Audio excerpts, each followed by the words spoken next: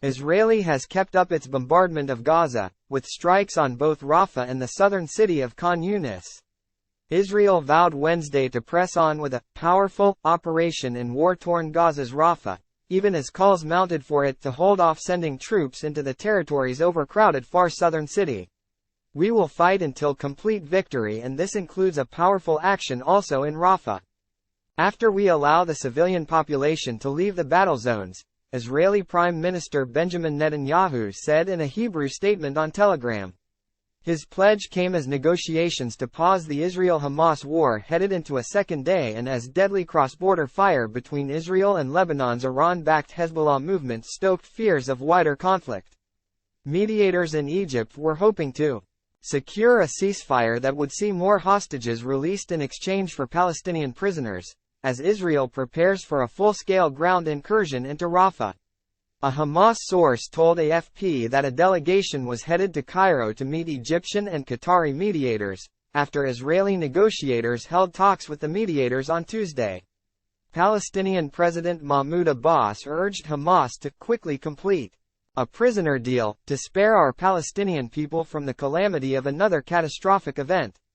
CIA Director William Burns had joined Tuesday's talks with David Bernea, head of Israel's Mossad intelligence service, which Egyptian media said had been mostly positive. U.S. National Security Council spokesperson John Kirby called the negotiations constructive and moving in the right direction. Netanyahu said Israel would push for the release of hostages through strong military pressure and very firm negotiations. And yes, I insist that Hamas drop their delusional demands, and when they drop these demands we can move forward, he said in a video message released by his office. With regional tensions high, the Israeli army said rocket fire from Lebanon killed an Israeli soldier, while Lebanese state media said Israeli strikes killed 3 civilians, a woman and 2 children, and a Hezbollah fighter in South Lebanon. Since the outbreak of the Israel-Hamas war on October 7, more than 240 people have been killed in Lebanon, most of them from Hezbollah but also including over 30 civilians. Hezbollah has traded near-daily fire with Israeli troops since the outbreak of the Gaza war, with tens of thousands displaced on both sides. U.S. State Department spokesman Matthew Miller called Wednesday for a diplomatic path forward to try to resolve tensions on the Israel-Lebanon border. Hanging in the balance, the potential for mass civilian casualties in Rafah triggered urgent appeals, including from close allies, for Israel to hold off sending troops into the last major population center they have yet to enter in the conflict. Rafah, where more than 1.4 million Palestinians are trapped, is also the main entry point for desperately needed relief supplies. Terrified civilians are desperately seeking safety. My 3 children were injured, where can I go? Dana Abu Chaban asked at the border crossing with Egypt, where she was hoping to cross with her bandaged-up sons. Pressure has grown on Egypt to open its border to Palestinian civilians, hundreds of thousands of whom have sought shelter in makeshift camps by the border where they face outbreaks of disease and a scarcity of food and water. The International Committee of the Red Cross warned that a new phase of the conflict is unfolding, and called for the protection of civilian lives. In view of a military operation in densely populated Rafah, we renew our call on the parties to the conflict, and all who have influence on them, to spare and protect civilian lives and infrastructure, said Fabrizio Carboni, the ICRC's regional director for the Near and Middle East. More from this section. Tuesday storm wraps up.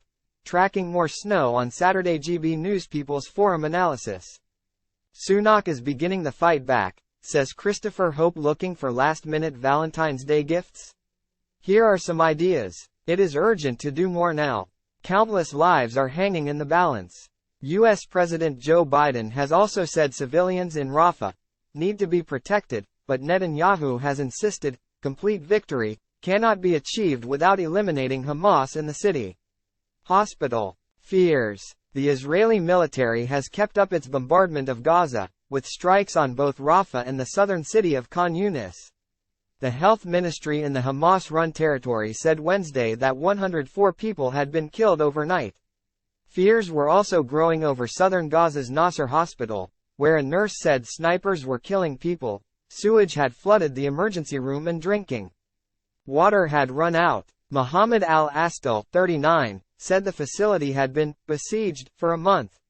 At night, tanks opened heavy fire on the hospital and snipers on the roofs of buildings surrounding Nasser Hospital opened fire and killed 3 displaced people, he said.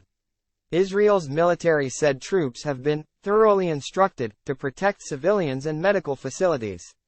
The World Health Organization said it had been unable to contact the besieged hospital for weeks. Terrible hell. Some Gazans in Rafah were packing their belongings in readiness to move, but others vowed to stay put, fearing even greater misery and starvation in the bombed-out hometowns they fled.